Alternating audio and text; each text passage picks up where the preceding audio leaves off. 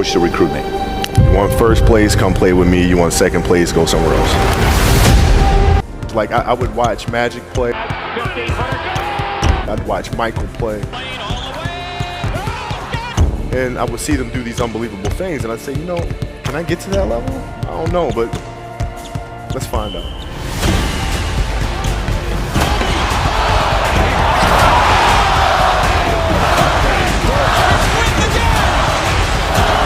That's why he's the best player in the game. Everything was done to try to learn how to become a better basketball player. Everything.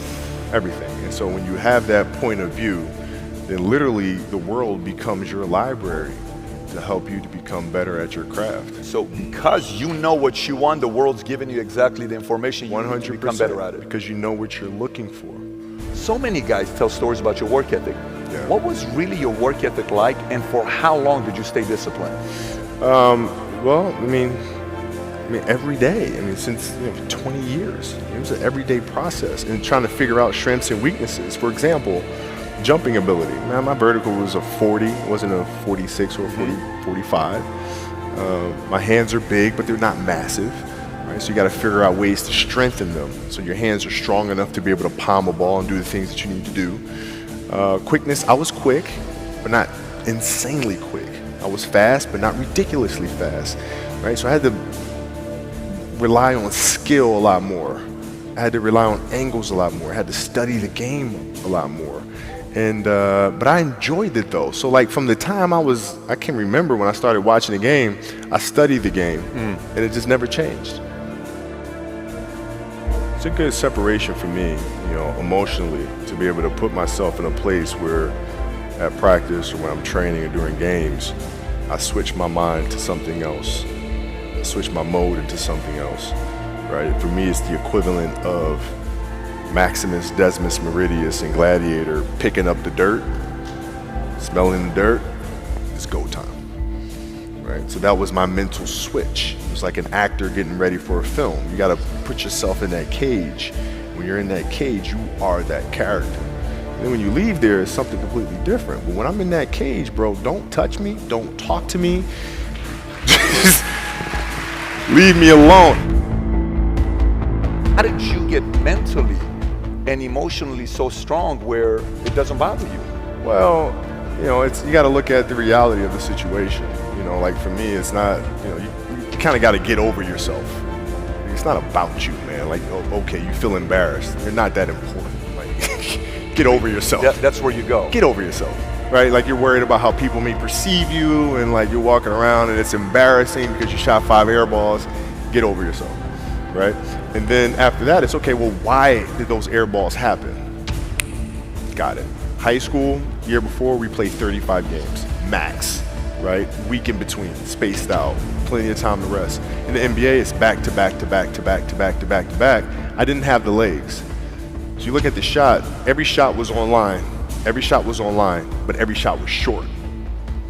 Right? I got to get stronger. I got to train differently. The weight training program that I'm doing, I got to tailor it for an 82-game season so that when the playoffs come around, my legs are stronger and that ball gets there. So I look at it with rationale. Say, okay, well, the reason why I shot air balls is because my legs aren't there. I go, well, next year they'll be there. That was it. Done. Were there some names that you looked at and says, these 3 guys are as crazy as I am? At the time, I deal with what I've referred to as Goat Mountain. I went to Goat Mountain and I talked to Magic, Michael, Bird, Hakeem Olajuwon, Jerry West, Oscar Robinson, Bill Russell. So I would talk to them. What did you do? What were your experiences? Michael in particular, he's become my big brother. He's been my big brother since I first came in the league. And what was that process like? So I went to them and started understanding the ins and outs of the game and how they approach things and their level of detail and obsessiveness. And that's what I did. The players that had that passion but weren't willing to commit their entire lives to doing that, right? It's a choice. right? You have other things. You have family. You have all these other things that you have to do. The game can't really be your number one priority. And so I was just looking at that like, man, this is gonna be fun. If I'm buddies with you from high school, if I'm a cousin of yours, what happened to our relationship? How did that gravitate when you went into the league and you're determined to become the greatest, or you're determined to become one of the greatest? What happens to our relationship? Well, it suffers. It does suffer. Oh yeah. Okay. Yeah. because And you understood that. You were okay with that. Well, yeah. And the people that love you, like friends and family, like they know that about you. Got it. So they let you be you. And when you reconvene, you pick back up where you left off. But make no mistake about it, everything in between is lost, right? So those long-term relationships, the commitment of time of, taking vacation. Like I see a lot of players take vacations with other players that are close friends. And don't just take vacations just to take vacations, or just hang out just to hang out. Like I never did that. But Why not go? Why didn't you do that? Well, because when I retire, I didn't want to have to say, I wish I would have done more. I don't want that. I don't want that. You got a lot of people paying their hard-earned money to come watch you perform. It's your job to be in shape. It's your job to be strong enough to perform at that level every single night. And as a competitor, I'm not ducking shit. Like, it's not, oh my God, my back hurts, I'm sore, we got to play Vince Carter and Toronto Raptors tonight. We actually had this happen. We had a game against Toronto in 2000, and Vince was tearing the league up. My back was jacked. But like the perception of that, like what? Kobe's missing the game against Toronto and Vince Carter because my back was really spasming. But people will be like, what? Oh, he's ducking Vince. Excuse me? No, I don't think so. So I would be in the layup line like, okay, there's a lot of days where you can rest and recover. Today ain't one of them. Your back can bother you any other day. That ain't bothering me today. Wow. He gonna have to see me today. Yeah. Oh man. Yeah. If you're looking at a big investments you got to make, what is the decision-making process there? Do you call? Is there first you do your own research? You take this much time. You call an advisor. Is there a system you follow? It's pretty simple for me. It's do you understand the business? Is it a business that you can help in some form or fashion?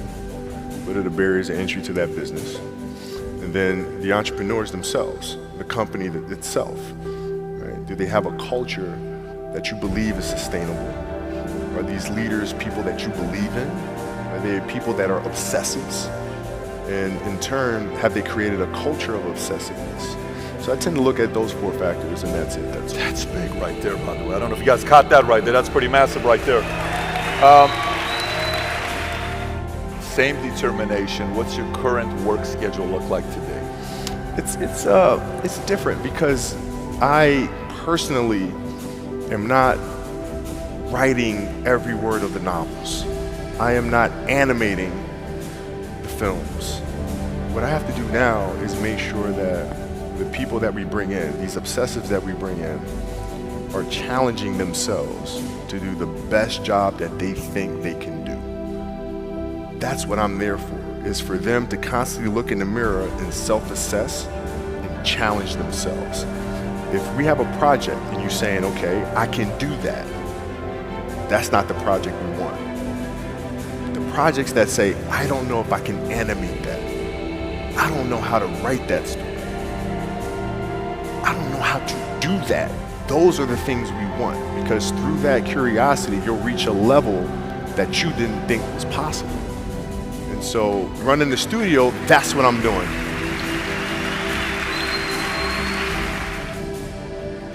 You're playing against the Golden State Warriors. Score is 107-109. You guys are close to getting into the playoffs. You know exactly what happens in the game. You go up, you're about to take your shot, and then all of a sudden, boom, Achilles happens, right?